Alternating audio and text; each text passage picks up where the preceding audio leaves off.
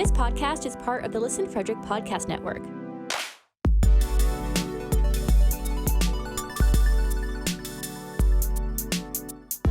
To learn more, visit listenfrederick.com. The Fedora Files. Hello and welcome to the Fedora Files. I am Gregory Fedora. I am so glad you are here. Yay. Awesome. Today we're going to talk about something kind of fun, or something that I always find interesting and cool, and it is dragons. Dragon, what is that? Well, if you don't know what a dragon is, I don't know where you've been living, but it's basically a giant lizard that people fought and killed.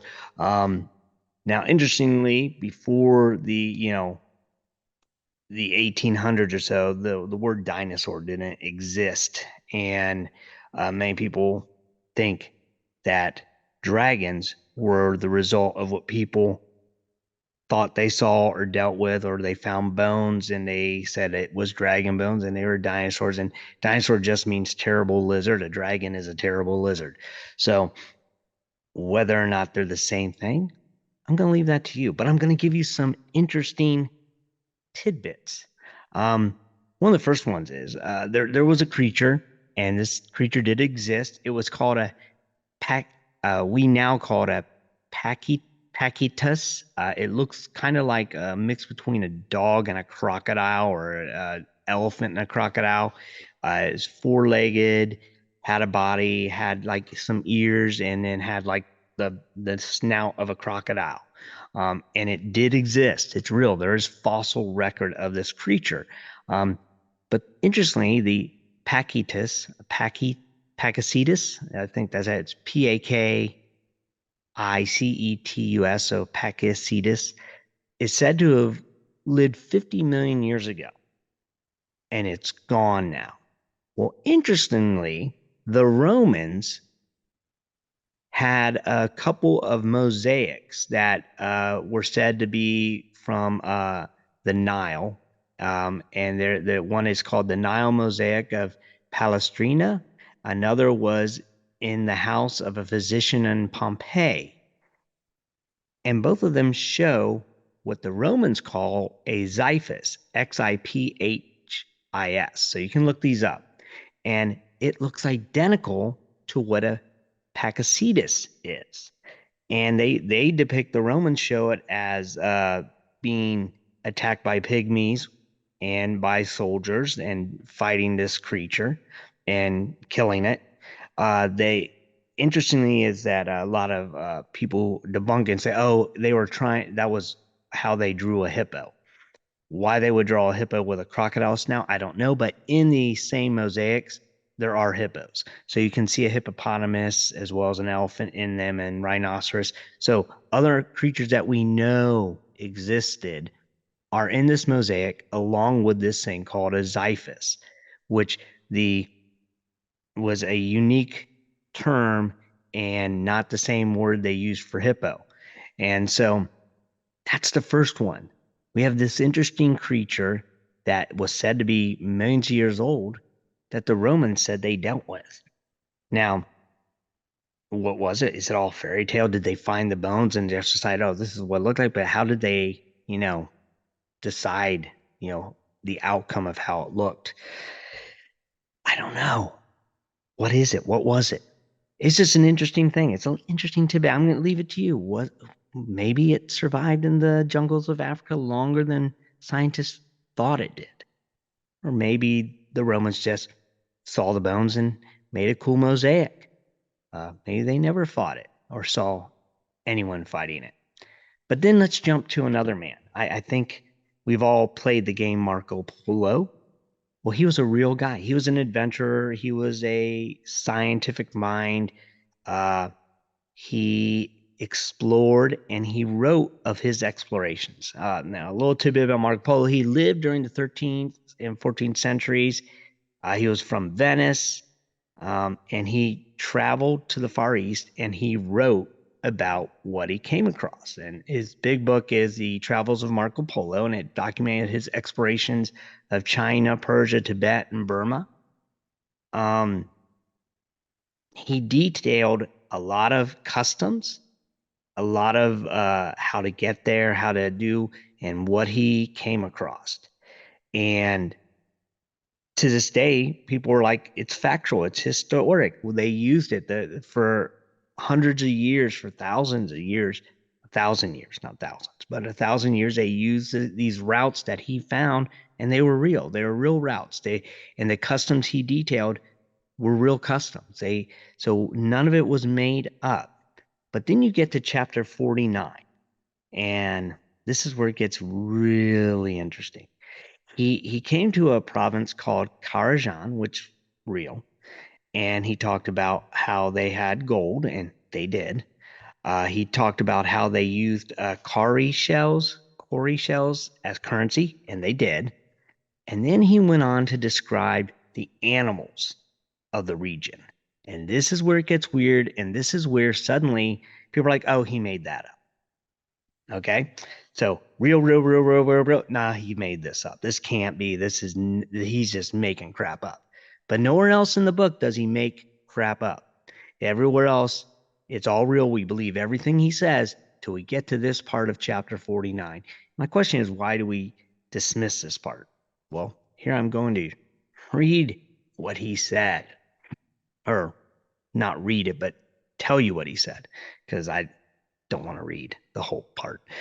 Here in chapter 49, he finds snakes and huge serpents, which he described as being about 50 feet long and 100 inches in girth. So that's a big flipping animal. Now, he describes this serpent. Now, you got to remember, snake and serpent are two different things. Snakes are snakes. Serpents are kind of like a lizard or dragon type of creature. He described the serpent as having a huge head, having 2 short legs with 3 claws. Now, some people just say, oh, he's talking about crocodiles, but he's detailed on it. 3 claws. Crocodiles have 4. And this creature didn't have back legs, according to Mr. Polo. He said the eyes were huge, like a loaf of bread, which is not like a crocodile, because this thing was ginormous. And the jaws were wide enough to swallow a man, and the teeth large and sharp. And it was very formidable, that neither man nor any kind of animal could approach him without terror. Now, I've seen crocodiles and I've seen alligators, and I'm not terrified of them. I see them. Now, if I was in the water with them, I'd probably be a little bit more, but I'd be up close to those, and I can approach it. I'm not scared. They're actually kind of docile most of the time. They're kind of slow moving. They don't, they just want to be left alone. These things did not want to be left alone. He also described some other dragon type things that were smaller, that were about 8 to 10 feet long, still pretty big, but also not like an alligator or crocodile, which he does talk about in other chapters. So it's like he knows what those are and he talks about them, but in 49, this is unique. Polo continues to describe that the citizens hunted these creatures and that they were nocturnal. They lived in caves, which is not something alligators and crocodiles do. They like to be on the riverbank. And they avoided the heat of the day, which again is something not what crocodiles and alligators do. They like the heat of the day because they're cold-blooded and they want to be out in the sun. He said that they would spend time in the water, but their bodies were massive, and they had a route they would go, that and they're predictable, and the natives would attack these things and kill them frequently, and they were a terror to the villagers. Another interesting thing about it is, now let's jump to the other side of the world.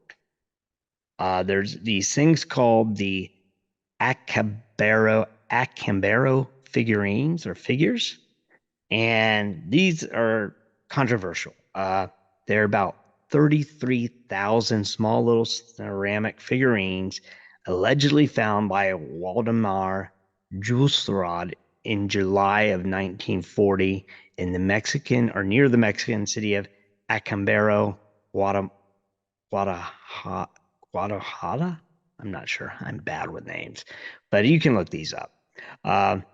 Now, one of the figurines looks identical to what Marco Polo described. It's a creature with two front legs, and a serpent-like body behind it. So it's identical to what Marco Polo described. Now, about Waldemar Julsrud, he was a German immigrant and a hardware merchant that had come to Mexico in the 1940s, and he came across these.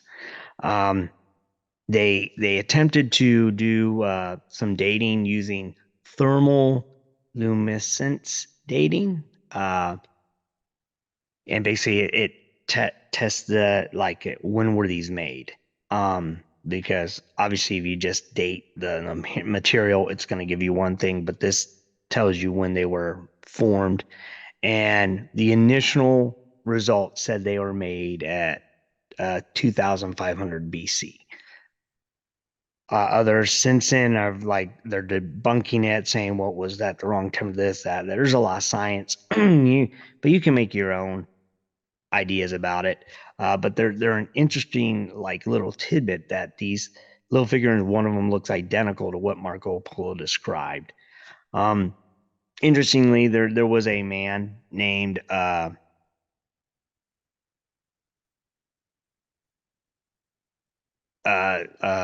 Vegetius. Vegetius. He's a Roman man, and he's considered the father of veterinary medicine. And he wrote about all these animals that existed, and he talks about them, and we take him for his word with all these things. But then he wrote about dragons and described creatures that he should not have ever seen. And if you read his description, sound a lot like the dinosaurs we know of, and yet we're like, not that one, not that one. And so it's a very, to me, makes my mind wander. What did he see? What did Marco Polo see? What are these little figures? Who made them? I mean, was it the German guy just made it as but he never benefited in any way. He didn't make any money off it. I mean, they're in a museum now. He gave them to this museum. So it's not like he got anything for it. And most people don't even know about it. They're kind of pushed away. There's also throughout the world all these cave drawings of creatures that supposedly humans should have never seen. And how do you explain that? They're like dinosaur looking. There's some that look like brontosaurus, some that look like T-Rex or Triceratops, and they're drawn on cave walls, and we see them, and they're around the world. And you can look this up, and yet we're told not to question it or why or even wonder how. Could it be that they just found the bones and then drew and assumed that this is what the thing looked like? Or could have some of these existed longer than we thought? Could this be the reason we came up with dragon? I've said in the past, I'm one of these people who, when people write about stuff, mythology, folklore, whatever, someone encountered something and they talked about it and they wrote about it. They may exaggerate it a little bit, but they came across something, whether it was bones, whether it was a real creature or what, they came across something that freaked them out and they dealt with. Who was it? I mean, obviously St. George killed a dragon. That's the story. What was that he killed? I mean, they called it a dragon. Was it a just fictitious thing that he killed? Because he was a hero. He was a real man. And his story is told over there as though it was historic. But what he had killed or got rid of, I don't know. Was it just allegory? Was Marco Polo just trying to make an allegorical point that these people had I don't know what his point would be. And I don't understand why everything else Marco Polo wrote about and we talk about, legit, chapter 49, he just made that up. Like, what was his point of making that up? Because he doesn't go on to ever say, oh, I'm joking, or yeah, this is, they were dressing up as dragons. But like, dragons were an important part of Chinese culture.